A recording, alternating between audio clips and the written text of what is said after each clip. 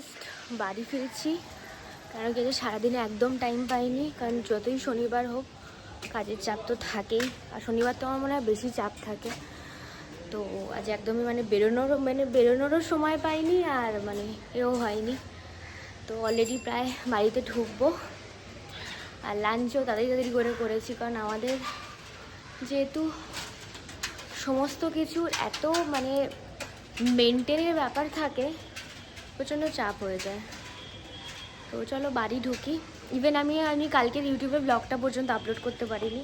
আমাকে এবার দেখতে হচ্ছে রাত্রিবেলা আগে থেকে এডিট করে রেখে আপলোডের শিডিউল করে দিতে হবে, তাহলে ঠিক টাইমলি মতন আপলোড হয়ে যাবে, নাহলে হবে না, খুব চাপ হয়ে যাচ্ছে। চলো বাড়ি যাই, এই ঘরে ঢুকি, তা তোমার সাথে কথা হচ্ছে। জাস্ট ঢুকলাম, আমার নিচ থেকে ওপরে উঠতে গিয়ে যেন আমার দম বেরিয়ে যায়। আমার এখানে একটা জিনিস হয়েছে, যেহেতু আমি অফিসের মধ্যে একদম ব্লগ করি না, কোথায় কে দেখে নেবে, কি অ্যালাউড আছে, এখন হাজারখানা প্রশ্ন। যদিও আমি ম্যানেজারের পাশেই বসতাম, সে মাঝে মাঝে 2-3 বার দেখেছে, তুমি ভিডিও করছো কেন? তো যাই হোক, হোয়াট এভার, মিনি ব্লগগুলো বানানোর সময়। তো এখানে যেহেতু আমরা মোটামুটি সবাই একসাথে খাই, একসাথে এক জায়গায় বসে না, যখন খাওয়ার টাইম হয় তখন মোটামুটি আমরা একসাথে খাই। তো এখানে কি সবার সাথে খেতে খেতে আমার পেটটাও ভরে যায়, ঠিক আছে, আমার নিজের খাবারই আর আমি করতে পারি না। তো এই জিনিসগুলো বেশ, কিন্তু এখানে যেহেতু ম্যানুফ্যাকচারিং কোম্পানি, কাজের চাপ টু মাচ, তোমরা হয়তো আমার মুখ চোখ দেখে তোমরা বুঝতে পারবে যে দেখো টাইমটা মোটামুটি সব জায়গায় একই থাকে, কোথাও বেশি কোথাও কম, কিন্তু কাজের চাপটা ইটস টু মাচ হেকটিক। যেটা বলা হয় সব কিছু রেকর্ডে রাখতে হয়, সব কিছুর A to Z রেকর্ড থাকতে হয়, A to Z, ঠিক আছে। তো সেই জন্য কাজের চাপটা একটু বেশি হয়। তো আমি তারপরে ওই জন্য মাঝখানে বেরোনোর টাইম পাই না, যদি যেমন আজকে শনিবারে একদম বেরোনোর টাইম পাই না, যদি বেরোইও বা কম সময়ের জন্য, এই না যে বেরিয়েছি কেউ বকবে এইটা না, বেরিয়েছি আবার সেই সময় আমার কাজ থাকে, সেটা ডিলে হয়, ঠিক আছে, ইটস ওকে। তো সেই জন্য তো আজকে কালকে বেরোনো হয়নি, কালকে তো সূর্যির জিমে যায়নি, আজকেও জিমে যাবে না। সো কালকেও আমাকে বলে রেখেছিল যে ঠিক আছে কালকে আজকে বেরোবে। তো আসলেই আমি জাস্ট রাত্রি আজকে চানা বাবাকে ভিজিয়ে রাখতে বলেছি, চানা মশলা বানাবো। ও আসার আগে আমি চানা মশলাটা রেডি করে নেবো। তো অবভিয়াসলি আজকে তো বিকেলে বেরোবোই, কারণ ইটস স্যাটারডে, সো বেরোতে তো হবেই। তো সেই জন্য তো এখন কিছু খাওয়ার ইচ্ছে নেই, কারণ 2-2:30 নাগাদ খেয়েছি, আর অনেক কিছু খেয়েছি, আর চাটা ফাট করে খেয়ে, এখানে অনেকবার চা দেয়, ও চা কফি মাই গড। তো যাই হোক, তো এরকম ব্যাপার। একটু রেস্ট নি, খবরে দেখা হচ্ছে আবার কিছুক্ষণ পর। আমি একেবারে রেডি হয়ে নিয়েছি, কারণ কি আমার যখন বেরোনোর আমার নাম হয়, কারণ ওকে তো আজকে আমাকে নিয়ে বেরোতেই হবে, আজ আমার বেরোবো এমনি তো তার আগে আমি একদম পুরো রেডি হয়ে শুধু রান্নাটুকু করবো, আর চিংড়াকুর হয়ে যাবি। আজকে রান্নাতে আমি বলে রেখেছিলাম বাবাকে আমি চানা বলেছিলাম না মটর বসে, নিজেও ভুলে গেছি। যাই হোক, বাবা ঘুগনির মটর ভিজিয়ে রেখেছি, সেটা আমি অলরেডি সেদ্ধ করে দিচ্ছি, সেদ্ধ হয়ে গেছে। এখন টুক করে আলু কাটবো, আর পেঁয়াজ টমেটো কাটবো, টিকি করে রান্না করবো। আর আমার হাতের নখগুলো আমি এমনভাবে খাবলে তুলেছি নখগুলোকে, আমার হাত ফাত দিয়ে কিছু করতে পারছি না, এমন অবস্থা। তো চলো রান্নাটা শুরু করা যায়, বেশিক্ষণ লাগে না ঘুগনি করে, টুকটুক করে করেই গেলে শরীর চলে আসবে, সুন্দর করে রেডি করে বেরোবো। চলো, এখানে 2টো আলু নিয়ে নিয়েছি, ঠিক আছে। আলুগুলো এবার অ্যাকচুয়ালি না আমি মাঝে মাঝে বুঝতে পারি না, আমি নিজেকে বলি না আলু কম খাবো, দিকে নিজেই আলু বেশি খাই। এবার কি হয়, আলু একটু বেশি দিলে তাহলে ঘুগনিটা একটুখানি বেশি লাগে, বেশি হয়। যদিও বা বেশি করে লাভ নেই, কালকে সকালে রাখারও কোনো দরকার নেই, কারণ যেহেতু রোববার, কালকে গোলা রুটি খেতেও পারি, নাও খেতে পারি, কোনো কোনো আমার ভরসা নেই নিজের প্রতি। আর নখগুলোকে আমি এমনভাবে কেটেছি, আমি এমনভাবে তুলেছি যে আমি কিছু ধরতেই পারছি না। ইভেন হয়তো মাথা চুলকালেও মাথাটাকে ঠিক করে চুলকাতে পারছি না, এমন অবস্থা। তো ওই জন্য আলুগুলোকে সুন্দর করে কাটবো। আমি যে প্রো রাঁধুনি নই, ঠিক আছে, তার সব থেকে বড় প্রমাণ কি জানো, আমার আলু যখনই আমি কাটবো তখন যে কেউ ধরে নেবে এটা প্রিয়া কেটেছে। তার কারণ আমি আলু সমান করে এখনও কাটতে পারি না, আলুগুলো টেঁড়া বেঁকা, লম্বা চওড়া ছোটো বড়ো সব হয়ে যায়। তো সেই কারণে তো ছোটো ছোটো দুটো আলু কেটে নিই, দিয়ে কচকচ করে ডিম দিলেও দিতে পারি, দেখি। তো কচকচ করে নেবো, কেটে নেবো, দিয়ে স্যাট স্যাট করে ঘুগনিটাকে বানিয়ে নেবো। ঘুগনিটা বানিয়ে তোমাদের সাথে শেয়ার করছি।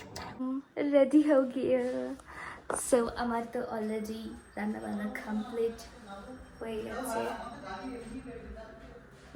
কমপ্লিট হয়ে গেছে রান্না বান্না। ঘুগনিটা না, ঘুগনি রান্না করতে গেলে না, মানে তুমি যদি ফুল ওভেনে দিয়ে যদি চলে যাও ওটা বসে যায়, আমি সেটা ভুলে যাই প্রত্যেকবার। আর এটা হচ্ছে ঘুগনি, আমি আর জুম করতে পারছি না কারণ এক হাতে ফোন আছে আমার। তো দেখে তো মনেই হচ্ছে ভালো হয়েছে, ভালো হয়েছে, খুবই ভালো হয়েছে। তো চলো এবার বেরাই। বেরিয়ে এখন আমি একটু যাব ওই যে ভুট্টা চাটটা, আমি অলরেডি ভিডিওতে আপলোড করেছি আনহেলদি, তবুও আমি খাবো মিওনিস ছাড়া টক অল্প দিয়ে। সো ওটা খাবো, খেয়ে নিয়ে আমি একটা জায়গায় যাব। কোথায় যাব সেটা তোমাদেরকে গিয়ে শেয়ার করছি। সে বাজার কলকাতাতে অনেক দিন পর একটু শপিং মলে এসেছি, কিন্তু আমি কিন্তু শপিং করব না, আমি জাস্ট কালেকশনগুলো দেখতে এসেছি, এদের কালেকশনগুলো কেমন। কারণ আমার কোনো শপিং মলেরই কোনো কালেকশন ভালো লাগে না। ভুট্টাটা কিছু তোমাদের সাথে শেয়ার করিনি, আর কিছু দাদাদের কি শেয়ার করবো, কালকে তো শেয়ার করিয়েছি। তো চলো কালেকশনগুলো দেখি আর তোমাদেরকেও দেখাচ্ছি। জানি না, আমার না জিন্সের প্রতি খুব ফ্যাসিনেশন থাকে, এই যে যেমন এই জিন্সটা, তারপরে এই ধরনের যেরকম জিন্স, যদিও বা খুব কোয়ালিটি ভালো থাকে এগুলো তার নয়, বাট স্টিল মোটামুটি আমার এই জিন্সগুলো একটু হলেও ভালো লাগে। বাট হুডি ফুডি সব আছে, ওই যে দেখাচ্ছি, এই যে হুডি, মোটামুটি এই হুডিগুলো আই গেস কত পাবো, 599 টাকা দাম। এই হুডিটা যেহেতু আমার সাদা পছন্দ, তো এই হুডিটা বেশ সুন্দর। এইখানে এই হুডিগুলো আছে, এগুলো বেশ ভালো। তো দেখি যদি পছন্দ হয় তো নেব। মেন্স সেকশানে, কেন কি নিজের জন্য দেখবো আর বরটার জন্য দেখবো না তা হয়, যেহেতু ও ব্লু ব্লু ব্লু করে পাগল হয়ে যায়।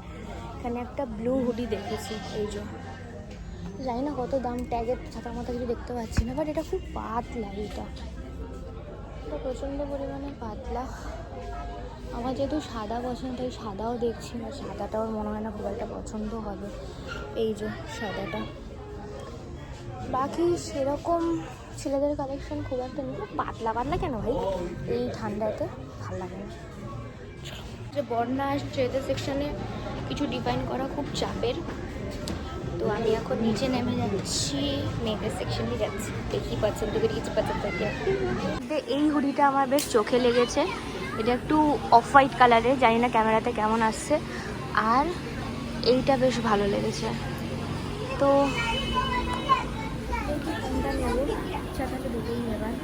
শার্টটাও বেশ ভালো, এটাও বেশ সুন্দর, বেশ গরম ওয়ার্ম থাকবে, কিন্তু হাতাটা দেখে মনে হচ্ছে আমার সাইজেও হবে না, কিন্তু এটা বেশ দেখতে সুন্দর। ট্যাগটা মনে হয় পেছন দিকেই আছে, খুঁজে তো পাচ্ছি না, বাট এটা দেখতে বেশ সুন্দর। যদি নিতে এটাও নেবো হুডির সাথে, কিছুই নেবো না এখন মনে হচ্ছে আমার। দেখতেই পেলে তোমরা, উনি গেছিলেন সসেজ রোল আর ও নিয়ে 65। ওর খাবারটা পড়ে যাচ্ছিল, ওই জন্য আমি আমার সঙ্গে দেখে দিলাম, সসেজ রোল খেলাম আর ওর থেকে 65। বরের থেকে না পেলে তো হয়ই না, জানো সেটা সবাই। তো খেয়ে নিয়ে এখন যাচ্ছি ডক্টরের কাছে, কী কারণে সেটা ওখানে গিয়ে বলছি। ডাক্তারের কাছে, বা ডাক্তারের কাছে প্রচণ্ড লাইন, ওই কারণে আমরা নামটা লিখিয়ে চলে যাব। কোথায় যাব? চায়ের দোকানে আড্ডা মারতে, চা খেতে। তো ওখানে গিয়ে আগে চা খেয়ে নিই, কারণ যেহেতু নিয়মরে সমস্ত কিছু খেয়ে নিয়েছি, তো মোটামুটি খিদেটা আমার মোটামুটি মরে গেছে। তো এবার যাবো চা খেতে। তো ডাক্তার এখানে সমস্ত সবসময় ভিড় থাকে, এখানে মানে ভালো ডাক্তার নেই, হোমিওপ্যাথিক ডক্টর, ভালো ডক্টর। প্রচণ্ড ভিড়, মোটামুটি মনে হচ্ছে 1-1.5 ঘন্টা তো লাইন 1 ঘন্টা তো থাকবেই। 6টা বাজে, 8:30 তো বেরিয়েই গেছে। এখন আমরা যাবো চায়ের ওখানে। অ্যাকচুয়ালি ডাক্তারটা হচ্ছে সুরজিতের জন্য, কারণ ওর ঠান্ডা লেগে না মাড়ি ফুলছে। ও যেহেতু গাড়ি ফাড়ি চালায়, ওর প্রচণ্ড পরিমাণে ঠান্ডা লাগে, তো মাড়ি ফুলছে, সেই জন্যই ডক্টরের কাছে আসা। তো চলো চায়ের দোকানে গিয়ে দেখা হচ্ছে।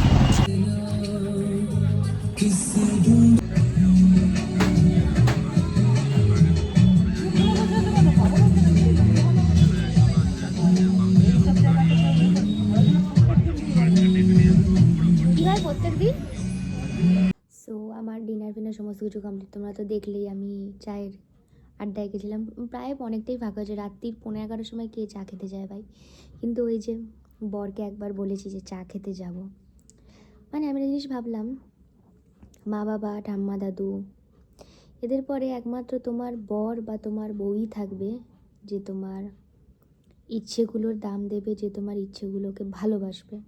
আজকে আমরা ডাক্তারখানা থেকে বেরিয়েছিলাম প্রায় 10:30টার পর, 10:35-40 নাগাদ। আমি জানি বাড়িতেই আসবো। ওমা দেখো গাড়ি ঘুরিয়ে নিয়ে ওইদিকে, তুমি এদিকে কোথায় যাচ্ছ, বলে তুমি চা খাবে বললে যে, এত রাত্রিরে, ওকে এত রাত্রিরে চা খাবার পাবলিক নয়, অ্যান্ড ও অত পছন্দও করে না, কিন্তু শুধুমাত্র যেহেতু আমি বলেছিলাম, আমি ডাক্তারখানা বসে, আজকে আমার আর চা খেতে যাওয়া হলো না। ওই যে আমি একবার বলেছি বলে ওই জন্য ও যাবে। তো সেটাই, মানে একমাত্র মানে বাবা মার পর একমাত্র এরাই, মানে বউ আর বরই থাকে যে তোমার মানে সমস্ত ইচ্ছা পূরণ করার জন্য। তাই মোটামুটি স্কিন কেয়ার খুব ভালো করে করেছি এখনও পর্যন্ত। ময়শ্চারাইজার, অ্যালোভেরা জেল, এই যে আমি নিয়ে পাশে শুই, কারণ সিরামটা মেখেই না আমি শুতে চলে আসি। শোয়ার ঠিক 10 মিনিট, মানে সিরামটা মাখার ঠিক 10 মিনিট পরে অ্যালোভেরা জেল আর ক্রিমটা ময়শ্চারাইজার মাখাতে, কারণ তুমি যে কোনো সিরাম মাখার পর তোমাকে ময়শ্চারাইজার দিয়ে লক করতে হবে, আর এগুলো তো যদি ঘুমিয়ে পড়ি আর হয় না, তো পাশে তাহলে এটা মনে থাকে আমার। তো ওই কারণে তো সারাদিনের ব্লগটা যতটা পেরেছি শেয়ার করছি। আমি চেষ্টা করছি বড় ব্লগে একটু ক্লিপ বেশি নেওয়ার। আসলে কী বলো তো, অফিসের সাথে না সমস্ত জিনিস মেনটেন করা খুব চাপের হয়ে যাচ্ছে। আশা করি তোমরা বুঝতে পারো, কারণ অফিসে মিনি ব্লগই করার সময় পাচ্ছি না, বড় ব্লগ তো অনেক দূরের কথা, জন্য বাইরে বেরিয়ে আমি ব্লগ করি। তো সারাদিনের ব্লগটা আমি এখানেই আজকে শেষ করছি। কেমন লেগেছে আমাকে অবশ্যই জানাবে তোমরা, আর কোন পার্টটা সবথেকে বেশি ইমপ্রুভ করতে হবে নিশ্চয়ই জানিও। আর আমি তো অলরেডি আগের ব্লগটা আপলোড করেছি, বাট অনেকটা লেটে আপলোড করেছি, কারণ এক তো আমার স্টোরেজ ফুলের সমস্যা, তার উপর টাইম পাইনি, সব কিছু নিয়ে ম্যাসাকার হয়ে আছে। তো আমি চেষ্টা করছি এবারে ব্লগগুলোকে আগের দিন রাত্রিরেই আমি সমস্ত কিছু এডিট করে আপলোড করে শিডিউল করে দেবো, যাতে পরের দিন আমার আর কোনো হাসেল না হয়। তো চলো, আমার চ্যানেলটিকে লাইক, সাবস্ক্রাইব অ্যান্ড শেয়ার তো অবশ্যই করবে। দেখা হচ্ছে নেক্সট ব্লগে, বাই।